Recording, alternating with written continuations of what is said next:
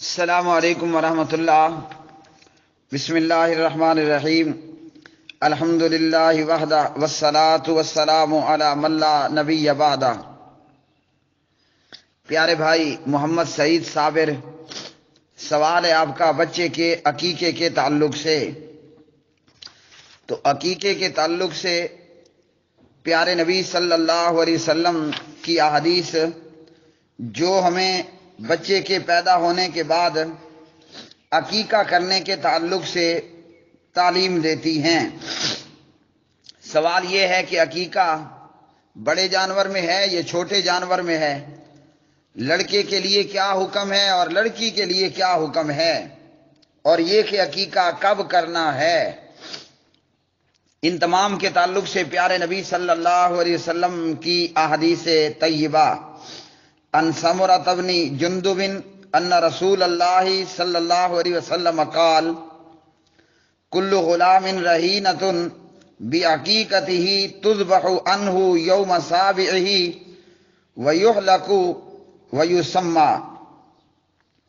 یہ ابو داؤد ہے اور حدیث نمبر 2838۔ نبی کریم صلی اللہ علیہ وسلم نے فرمایا، ہر بچہ اپنے عقیقے کے ساتھ گروی ہوتا ہے۔ 7ویں دن اس کی طرف سے جانور ذبح کیا جائے، عقیقہ کیا جائے، بچے کا سر مونڈا جائے اور بچے کا نام رکھا جائے۔ تو گروی ہونے کا کیا مطلب ہے؟ گروی ہونے کا مفہوم یہ ہے کہ جیسے بندہ کسی سے کچھ قرضہ لیتا ہے اور کوئی چیز اپنی گروی رکھ دیتا ہے، تو اسی طرح بچہ اپنے عقیقے کے عوض گروی ہوتا ہے۔ جب عقیقہ کر دیا جائے تو پھر گروٹ ختم ہو جاتی ہے۔ اور امام احمد ابن حنبل رحمۃ اللہ علیہ نے فرمایا کہ گروی کا مفہوم یہ ہے کہ بچے کا اگر عقیقہ نہ کیا جائے تو وہ اپنے ماں باپ کی شفاعت نہیں کر سکے گا وغیرہ۔ اسی طرح اب اس حدیث سے ہمیں کیا معلوم ہوا؟ عقیقہ 7ویں دن ہی کرنا ہے۔ بعض لوگ جو ہے وہ بلا وجہ یا با وجہ عقیقہ بہت زیادہ لیٹ بھی کر دیتے ہیں۔ تو اگر طاقت قدرت ہے 7ویں دن ہی عقیقہ بچے کا کر لیا جائے، جب پیدائش کو 7واں دن ہو بچے کا عقیقہ کر لیا جائے۔ اور اسی طرح اس حدیث سے یہ بھی معلوم ہوا کہ بچہ اپنے عقیقے کے عوض گروی ہے، تو کرنے والا کبھی بھی اگر عقیقہ کرے گا تو عقیقہ ہو جائے گا، اس لیے کہ بچہ گروی ہے۔ جب آپ نے عقیقہ کیا اس کا گروی ہونا ہٹ جائے گا، ختم ہو جائے گا۔ ہاں 7ویں دن چونکہ کرنا سنت ہے، اس لیے پورا اہتمام یہی کیا جائے کہ بچے کا عقیقہ 7ویں دن ہی ہو۔ اچھا جی، اب عقیقہ لڑکے اور لڑکی کی تعلق سے کیا فرق ہے؟ ان ام کرز قالت قال رسول اللہ صلی اللہ علیہ وسلم ان الغلام شاتان مثلان وعن الجاریۃ شاۃ۔ حضرت ام کرز رضی اللہ تعالی عنہا راویہ ہیں، ابو داؤد کے اندر 2836 نمبر کی یہ روایت ہے۔ نبی کریم صلی اللہ علیہ وسلم نے فرمایا، لڑکے کی طرف سے 2 بکریاں ہیں ایک جیسی، اور لڑکی کی طرف سے 1 بکری ہے۔ تو نبی علیہ الصلوۃ والسلام کی اس حدیث سے کیا معلوم ہوا؟ لڑکا ہے، مذکر ہے، تو اس کے عقیقے میں 7ویں دن 2 چھوٹے جانور، بکری، بھیڑ، دمبا، یہ ذبح کرنے ہیں، ان میں سے کوئی بھی جوڑی۔ اور اسی طرح لڑکی ہے تو اس کی طرف سے 1 بکری کو ذبح کرنا ہے۔ اور اس کے علاوہ یہ حدیث عن ابن عباس رضی اللہ تعالی عنہ ان رسول اللہ صلی اللہ علیہ وسلم عقا عن الحسن والحسین رضی اللہ تعالی عنہما کبشن۔ نبی علیہ الصلوۃ والسلام نے جناب مولا حسن اور جناب مولا حسین علیہ السلام کے عقیقے میں ایک مینڈھا ذبح کیا۔ ابو داؤد 2841 نمبر کی یہ روایت۔ اور اس روایت کے متعلق علامہ محمد زبیر علی زئی اور علامہ ناصر الدین البانی رحمۃ اللہ علیہ فرماتے ہیں کہ روایت صحیح ہے۔ اس سے پہلے سمرہ رضی اللہ تعالی عنہ کی روایت بھی سندن صحیح ہے، ام کرز رضی اللہ تعالی عنہ کی روایت بھی سندن حسن ہے۔ تو یہ ساری روایتیں صحیح درجے کی ہیں۔ اب اس حدیث سے کیا معلوم ہوا کہ نبی علیہ السلام نے خود حسن اور حسین کا عقیقہ کیا تو ایک ایک مینڈھا ذبح کر دیا۔ اب یہاں فرق آ رہا ہے ام کرز اور جناب ابن عباس رضی اللہ تعالی عنہم کی روایت میں۔ تو اس فرق کا کیا کیا جائے؟ تو پیارے نبی علیہ الصلوۃ والسلام کا قول یہ ہے، آپ کا فرمان یہ ہے کہ لڑکے کے لیے 2 چھوٹے جانور اور لڑکی کے لیے 1، اور آپ کا فعل یہ ہے کہ خود آپ نے پریکٹیکل میں جب عقیقہ کیا تو حسن و حسین علیہ السلام کی طرف سے ایک ایک مینڈا ذبح کر دیا۔ اب یہاں قول اور فعل میں تضاد آ رہا ہے، جبکہ روایتیں دونوں ہی صحیح ہیں۔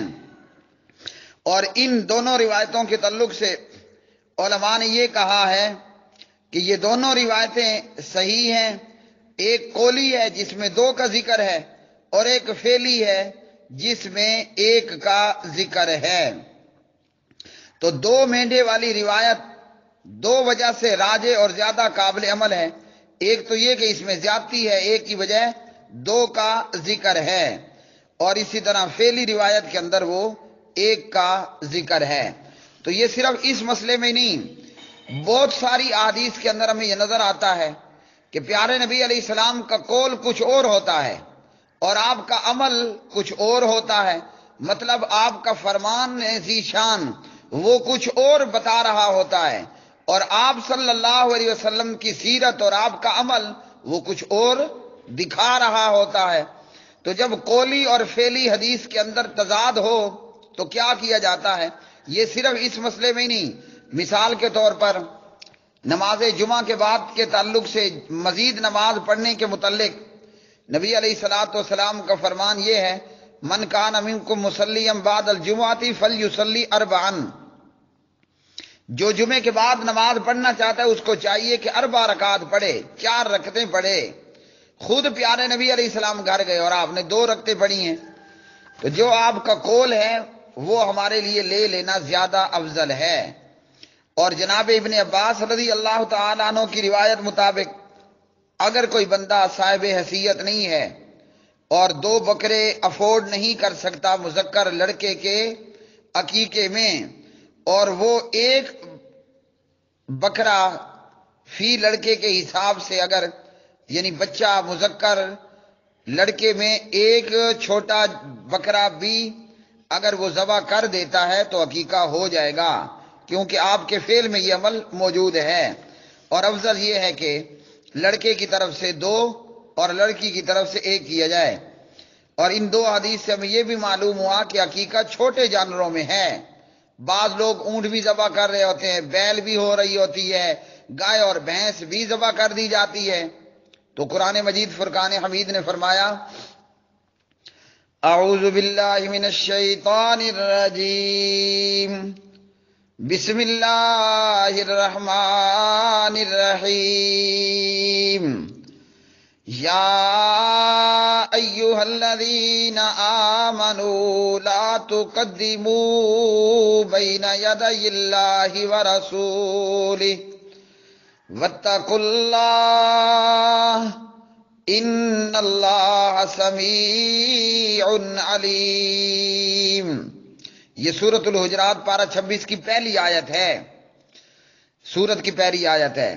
اللہ سبحانہ و تعالیٰ نے اس میں ایمان والوں کو منع کر دیا کہ اللہ اور اس کے رسول سے آگے بڑھنے کی کوشش مت کرو۔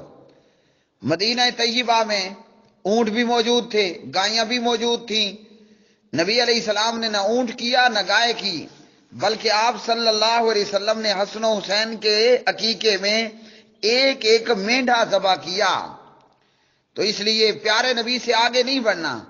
وہ لوگ ہلاک ہو جاتے ہیں جو اپنے راہبر و رہنما، پیشوا مقتدا سے آگے بڑھنے کی کوشش کریں. آپ صلی اللہ علیہ وسلم کے قدموں پر قدم رکھنا ہے، آپ کے قدموں سے آگے نہیں بڑھنا. آپ کے قدموں سے آگے نہیں بڑھنا بلکہ آپ کے قدموں پر قدم رکھنا ہے. یہ ہوتی ہے پیروی. یہ اتباع اور اطاعت اور پیروی نہیں ہے کہ بندہ اپنے امام سے آگے کو کود جائے. پیروی اور اتباع یہ ہے کہ آپ کے امام نے جہاں قدم رکھا قدم پہ قدم رکھیں، فٹ پہ فٹ رکھیں. یہ پیروی ہے، نہ کہ آگے بڑھ جانا پیروی ہے.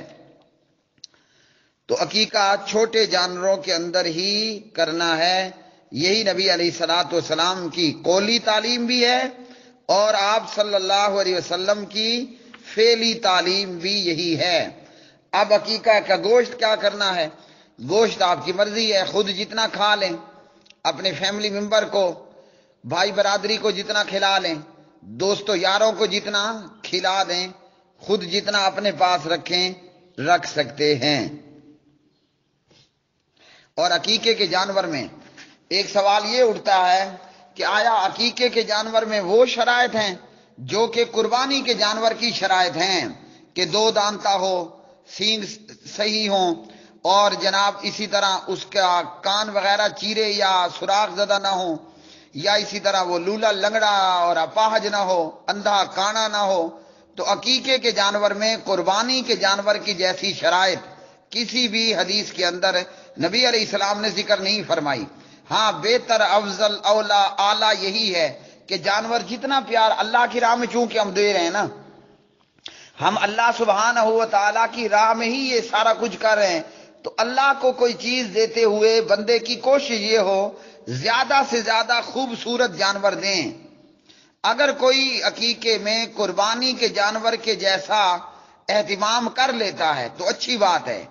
جتنا پیارا اور خوبصورت اور اچھی چیز اللہ کی راہ میں دی جائے گی، چونکہ ہمیں اللہ سے دوبارہ بدلہ ملنا ہے نا، ہم دے رہے ہیں تو یہ سیونگ اکاؤنٹ ہے اللہ کے ہاں. یہاں ہم جو جمع کریں گے 10 گنا، من جاء بالحسنۃ فلہ عشر امثالھا، بلکہ بعض دفعہ اس سے بھی کئی گنا اضافی ہمارا پروردگار ہمیں لوٹائے گا. تو اگر کوئی عقیقے کے چھوٹے جانور کرتے ہوئے ان میں اچھے سے اچھے معیار کا جانور لے کر آئے گا تو زیادہ ثواب کمائے گا. باقی قربانی کے جانور کی جیسی شرائط نہیں ہے کہ وہ دو دانتا ہو. دو دانتا ہونا عقیقے کے جانور میں یہ شرط نہیں ہے. کوئی اہتمام کر لیتا ہے تو بہت اچھی بات ہے، لیکن اگر آپ کو عقیقے میں بکرا ذبح کرنا ہے اور دو دانتا نہیں مل رہا یا اس کا ریٹ اور قیمت زیادہ ہے تو کوئی ضروری نہیں ہے کہ آپ عقیقے میں دو دانتا ہی ذبح کریں. دو دانتے سے کم سے ہو تب بھی درست ہے. ہاں بالکل بچوگڑا اور چھوٹا سا بھی نہیں ہونا چاہیے. وآخر دعوانا الحمدللہ رب العالمین. واٹس ایپ پر مجھ سے جڑنے کے لیے 00923127974052 www.youtube.com/حافظ اقبال سلفی چینل کو سبسکرائب کریں اور بیل آئیکن دبائیں تاکہ آپ کو اللہ کی فضل سے روزانہ کی بنیاد پر نت نئے الجھے ہوئے سوالات کا مدلل قرآن و حدیث کی روشنی میں جواب مل پائے.